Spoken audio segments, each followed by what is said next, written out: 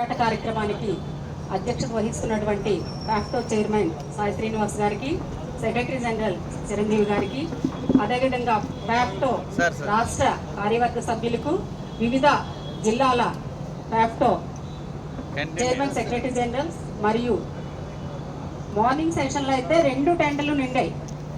అంటే 9 జిల్లాల నుంచి వచ్చినటువంటి కార్యకర్తలతో 2 టెండర్లు నిండితే ఒకవేళ 26 జిల్లాలు వచ్చి ఉంటే మొత్తం ఈ రోడ్లన్నీ కూడా దిగ్బంధం అయ్యేటటువంటి పరిస్థితి ఈ రాష్ట్రంలో కానీ లేదా ఉమ్మడి ఆంధ్రప్రదేశ్లో కానీ ఉపాధ్యాయ ఉద్యమానికి, ఉమ్మడి ఉద్యమానికి నాయకత్వం వహించి ఉద్యమాన్ని తీవ్ర స్థాయిలోకి తీసుకెళ్లేటటువంటి సత్తా ఈ రాష్ట్ర ఫ్యాక్టోకి మాత్రమే సొంతం అని చెప్పేసి తెలియజేసుకుంటూ, మరి ఈరోజు మాట్లాడినటువంటి మిత్రులు చాలా విషయాలు మాట్లాడారు. మనం ఎప్పుడూ కూడా ఎర్రజెండాలుగా ముఖ్యంగా ఒక భ్రమలో అయితే ఉండకూడదు. ఏ ప్రభుత్వం వచ్చినా సరే ఆ ప్రభుత్వాలకు మనం ఏం వ్యతిరేకం కాదు. ఇవాళ టీడీపీనా, గత వైసీపీనా, లేదా అంతకుముందా రేపు ఇంకో ప్రభుత్వం కాదు. ఆ ప్రభుత్వం అవలంబిస్తున్నటువంటి విద్యారంగం పట్ల, ఉపాధ్యాయ ఉద్యోగ వర్గాల పట్ల, వారి విధానాలకు మాత్రమే మనం వ్యతిరేకంగా ఉన్నాం. ఈరోజు గత ప్రభుత్వంలో పాదయాత్ర పేరుతో అనేక హామీలు ఇచ్చి వచ్చిన తర్వాత హామీలను విస్మరించినటువంటి ఒక ప్రభుత్వం, యువగల యాత్ర పేరుతో అనేక హామీలు ఇచ్చి గత ప్రభుత్వం ఇచ్చిన హామీలను వాళ్ళు హామీలు నెరవేర్చకుండానే ఉపాధ్యాయ ఉద్యోగుల పట్ల చాలా దుర్మార్గంగా వ్యవహరించారని చెప్తూనే మరి మేము వస్తే మెరుగైనటువంటి విధానాలను తీసుకొస్తామని చెప్పినటువంటి ఈ ప్రభుత్వం ఒకసారి మనం బ్యారేజ్ చేసుకుంటే పెద్దలు చెప్తూ ఉండేవాళ్ళు, సీసాలన్నీ ఒకటే, పానీయాలు మాత్రం, పానీయం ఒకటే, సీసాలు వేరే. కానీ ఇప్పుడు పానీయం అదే, సీసా అదే, స్టిక్కర్ మాత్రం జాగ్రత్తగా బయట స్టిక్కర్ను మాత్రం మార్చిపెట్టారు. ఒక్క విషయం మిత్రులారా, 2025 సెప్టెంబర్ 5వ తేదీన ఈ రాష్ట్ర కేబినెట్ ఆరోగ్య మస్త్ అనే పథకం తీసుకొచ్చింది.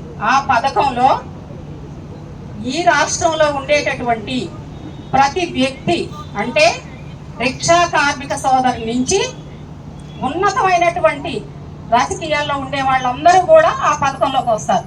25 లక్షల రూపాయల మెడికల్ కవరేజ్తో.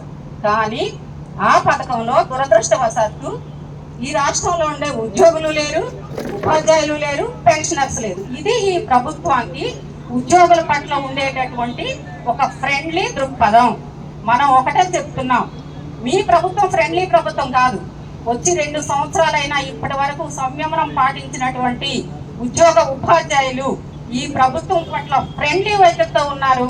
ఇప్పటికీ కూడా మా సమస్యలు పరిష్కరించినటువంటి పక్షంలో మేము అనివార్యంగా ఈరోజు 44 డిగ్రీ ఉష్ణోగ్రతలో సుదూర ప్రాంతమైన అనంతపురం నుంచి ఇక్కడ శ్రీకాకుళం వరకు కూడా మొత్తంగా మహిళలు, ఉద్యోగులు కూడా రోడ్లెక్కవలసినటువంటి పరిస్థితి వచ్చింది.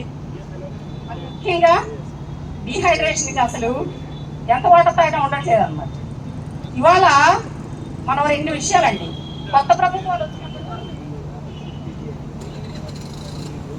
మన ప్రభుత్వాల నుంచి ఒకటి కోరుకుంటాం, ఈ ప్రభుత్వం మనకి ఏమైనా మెరుగైన ఆర్థిక విధానాలు ఇస్తుందా? మన ఆర్థిక పరమైన డిమాండ్లు ఒకసారి చూసినట్లయితే, మా సరెండర్ లీవ్స్ ఇవ్వండి, మేము దాచుకున్న పిఎఫ్ డబ్బులు ఇవ్వండి, మేము దాచుకున్నటువంటి మా బకాయిలు చెల్లించండి. అంటే ఇవన్నీ ఏంటి డబ్బులు? ప్రభుత్వం కొత్తగా ఇచ్చే డబ్బులు కావు, ఇవి మనం దాచుకున్న డబ్బులు. మనం ఒక బ్యాంకులో 1 లక్ష రూపాయలు డిపాజిట్ చేసుకుంటే మన అవసరాల నిమిత్తం వెళితే బ్యాంకు అధికారులు మన డబ్బుల్ని మనకి ఇవ్వకపోతే ఏం చేస్తాం సార్? మనం ఏం చేస్తాం? బ్యాంకు వాళ్ళకి ఆ బ్యాంకు ముందు కూర్చొని మన నిరసన తెలియజేస్తాం, లేదా ఆ మేనేజర్ని ఫీల్డ్ పట్టుకొని బయటికి లాగుతాం. కానీ మన డబ్బులు ఇవ్వనటువంటి ప్రభుత్వాన్ని మరి మనం ఏం చేయాలి? ఈ ఉద్యమ తీవ్రత అనేది ఇది చాలా తక్కువ.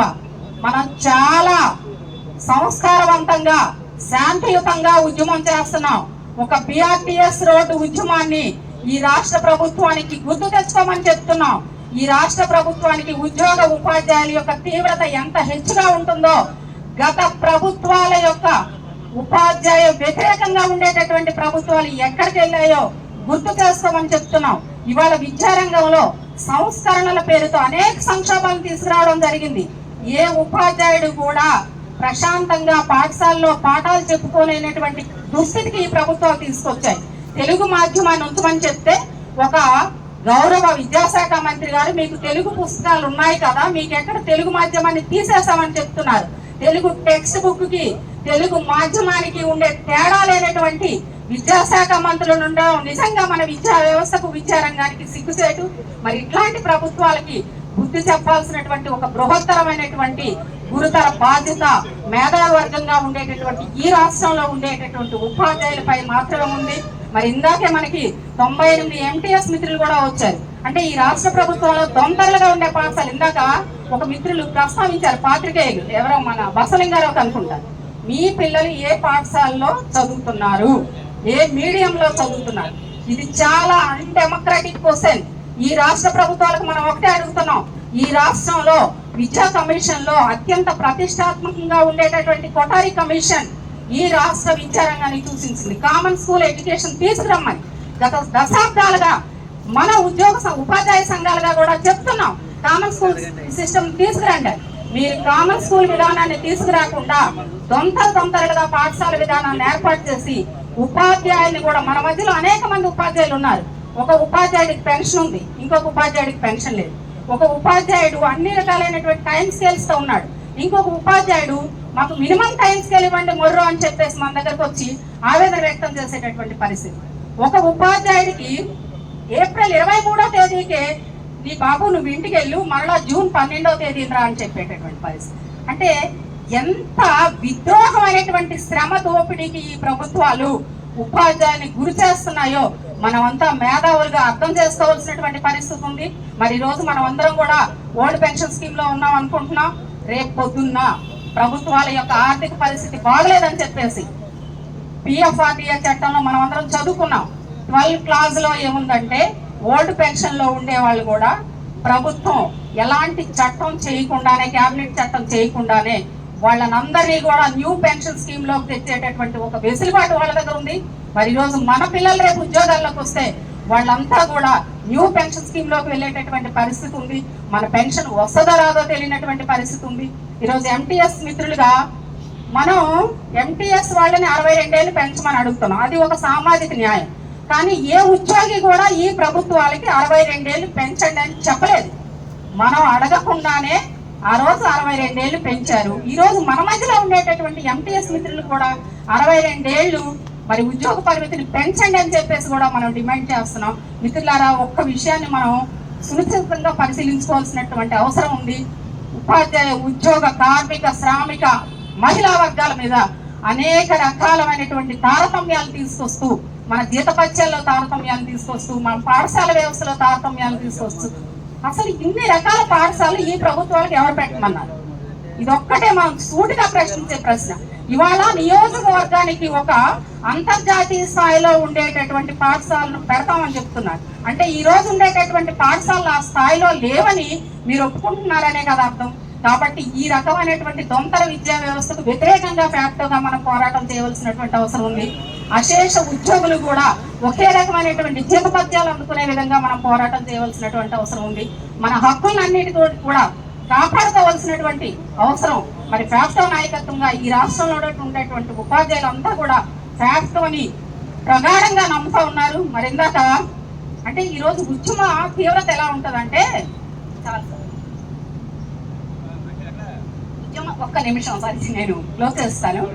ఉద్యమ తీవ్రత ఎట్లా ఉంటదంటే, అసలు పోరాటమే చేయనటువంటి సంఘాలు, పోరాటం అంటే ఏంటో తెలియని సంఘాలు, జెండాని ఎలా పట్టుకోవడం కూడా చేతగాని సంఘాలు కూడా అనివార్యంగా టెంటల్లోకి రావాల్సినటువంటి పరిస్థితిని ఈ రోజు రాష్ట్ర ఫ్యాక్టో తీసుకొచ్చింది. ప్రతి క్రింద స్థాయిలో ఉండే ప్రతి ఉపాధ్యాయుడు కూడా రేపు 12వ తేదీన నువ్వు పాఠశాలలకు మెంబర్షిప్ కోసం వస్తే నిన్ను కాలర్ పట్టి ప్రశ్నిస్తాడేమనేటటువంటి భయంతో ఏనాడు ఉద్యమాలు చేయనటువంటి సంఘాలు కూడా ఈ రోజు అనివార్యంగా రోడ్లు ఎక్కాల్సినటువంటి పరిస్థితి వచ్చింది. కాబట్టి మిత్రులారా, ఎప్పుడు కూడా వాళ్ళు ఇందాక మన మిత్రులు ఎవరో చెప్తున్నారు, ప్రభుత్వాలతో మనం కూడా కాస్త సానుకూలంగా, ఇది ఎర్రజెండా చరిత్రలో లేదు, తాడో పేడో తెలుసుకుందాం. ఎవరొచ్చినా సరే, ఎవరి ప్రభుత్వాల్లో ఉన్నా సరే ఉద్యమాలకు తల వంచాల్సిందే. ఆ ఉద్యమాన్ని క్రింద స్థాయిలో నిర్మించాల్సినటువంటి బాధ్యత మన మీద ఉంది. ఉద్యమానికి ఒక క్రమశిక్షణ కలిగినటువంటి నాయకత్వం కావాలి. ఉద్యమాల్ని నిజాయితీగా నడిపించేటటువంటి నాయకత్వం కావాలి. గత జేఏసీ ఎట్లా అమ్ముడుపోయిందో మనం చూసాం. ఉపాధ్యాయులుగా మనం చాలా మనోవేదనకు గురయ్యాం. కాబట్టి ఈ రోజు నిజాయితీ కలిగినటువంటి నాయకత్వంగా ఫ్యాక్టోగా ఈ ఉద్యమాన్ని ముందుకు తీసుకెళ్లి మరి మన మీద క్రింద స్థాయిలో ఉపాధ్యాయులు ఇచ్చే నమ్మకాన్ని మనం మరింతగా పదును పెడదామని తెలియజేసుకుంటూ మరి నాకు ఈ అవకాశం ఇచ్చినటువంటి ఫ్యాక్టో నిర్వాహకులకు ప్రత్యేక ధన్యవాదాలు సార్. Thank you.